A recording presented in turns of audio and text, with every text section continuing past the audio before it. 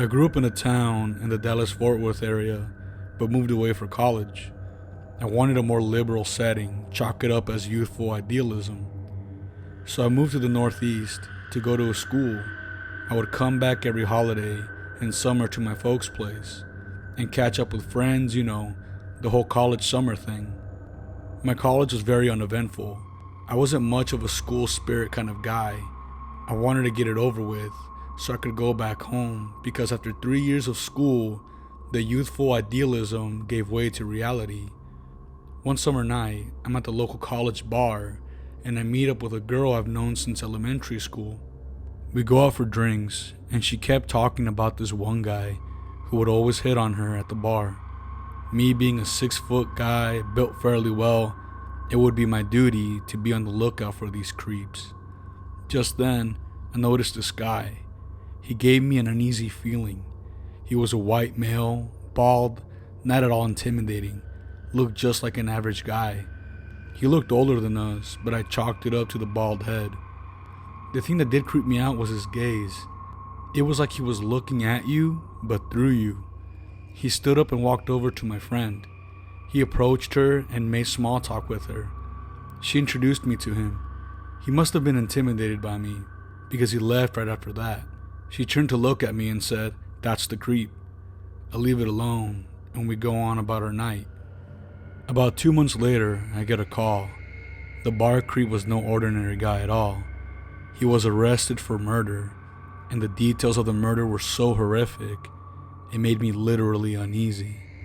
His name is Charles Dean Bryant, and was sentenced to life in prison for killing and dismembering a college student, leaving her body at a city park. It's been years since then, and I do wonder about the dreadful day at the bar. I think about the girl who lost her life in such a tragic way, and the soulless gaze of the man who committed such a horrible act. My friend could have easily been this man's next victim. I have a family of my own now, and I couldn't imagine getting the call something horrible had happened to a loved one. It's something I think about every time my wife or daughter leave our home. Conviction and punishment handed down against Charles Bryant in the murder of college student Jackie Vandegrift. Vandegrift's burned and dismembered body was found 2 years ago in a grapevine park.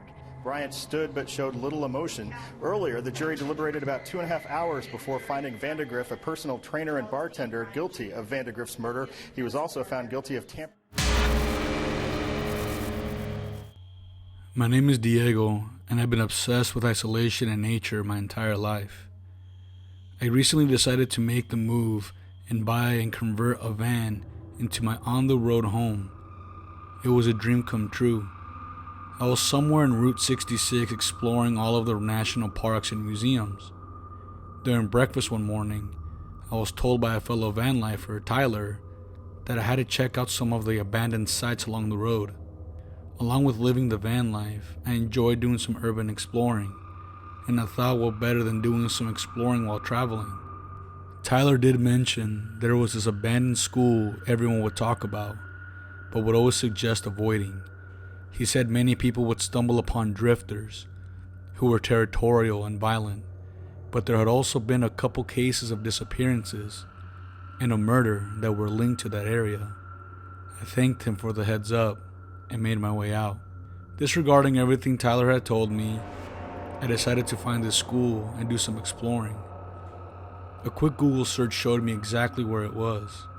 It was only an hour or so drive away, and when I arrived, it looked as creepy as Tyler described it.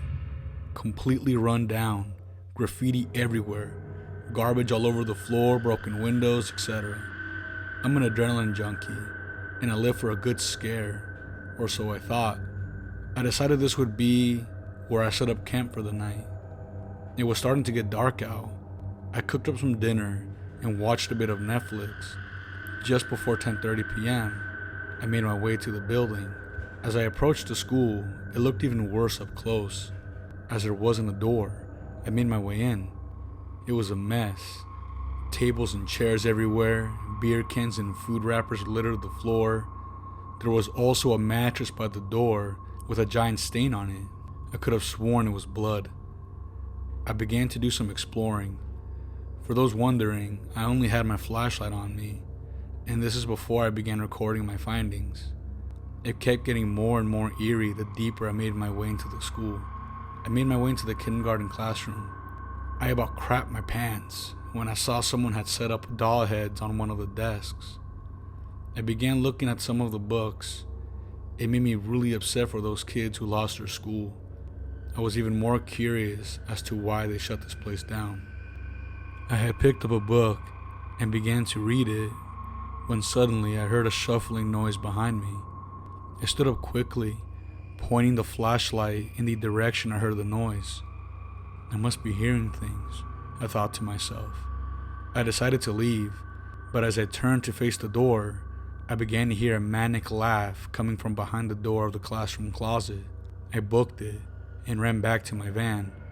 I jumped into the driver's seat, loving myself for leaving the door unlocked, and grabbed the wooden club I kept under the seat. Frozen in fear, my sights were on the entrance of the school. The next sight that met my eyes, I will never forget. 3 men approached from the darkness and stood at the entrance staring back at me. The tallest man made direct eye contact with me. I was so scared, admittedly I peed my pants a bit. I wanted to turn on the van, but it kept stalling. 2 of the men began walking over to my van in this slow, threatening pace. As they were about to approach, the van turned on miraculously, and I sped off down the road, not looking back. At one point, I pulled over. The adrenaline left my body. I gripped the steering wheel and wept like a baby. I had never been so terrified. I drove off and didn't stop driving until sunrise. I stopped at a rest stop to gather myself and try to process what had happened. The worst part is that those men didn't look crazy. They looked like normal guys, like truck drivers or construction workers. However, they looked intimidating. I was easily outnumbered by one of them. I couldn't imagine facing all 3. To the 3 terrifying men I encountered at the abandoned school, let's not meet again. Tyler, if you're listening, I'm sorry I didn't take your advice. Hi everyone, my name is Chelsea and I'm a survivor. I was about 20 years old when this event took place. I'm very into lifting weights and running. It's a passion of mine. One morning, I decided to go out for a run. It was about 5:30 a.m. and I was the only person out. It was freezing and dark out still. It was the beginning of fall. I pulled up to the park and decided to do a quick warm-up before going on a run. As I was stretching, I could have sworn I heard leaves crunching off to the distance. I live in a very safe, upscale neighborhood where there's little to no crime.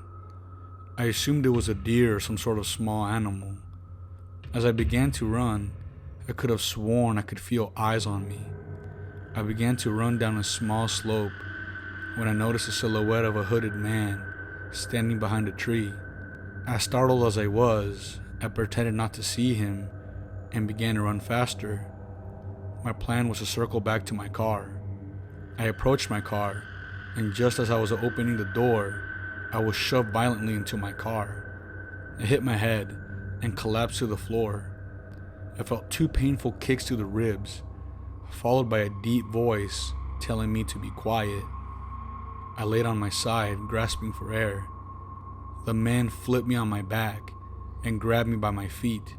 He began to drag me into the woods. His strength was unreal.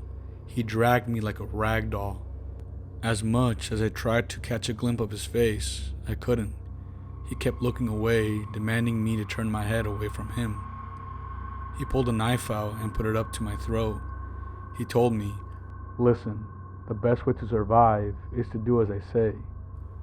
I knew in my heart I had to fight, or he would kill me. I had heard about a woman who had been killed while on a run, and I didn't want to be the next news headline. I got my chance to escape when I heard voices a few feet away. He put his hand on my mouth and ordered me to be quiet. I bit his hand as hard as I could, and as he pulled away, I kicked him in the groin. As he lay cradling in pain, I took that as my opportunity to run. I ran faster than I ever had before. I was in so much pain from the trauma to my head and body. I was also cut up from being dragged, but I didn't care. I needed to survive. I heard the man running up behind me. He put me in a bear hug and told me to be quiet. I started to yell as loud as I could, disregarding his orders. He kept telling me to shut up, but I kept yelling for help. He let go of me and ran back into the woods. I was approached by two women. I recognized them to be fellow runners. They called the police and I was taken to a hospital to be treated for my injuries. Unfortunately, this man was never caught. I wasn't able to give a full description of the man as he kept his face hidden. Even though I wouldn't get justice, I was safe, and that's all I could ask for. I urge you all to be as safe as possible. You never know who you'll come in contact with. I want to take this time to thank you all for your support and 400 plus subs.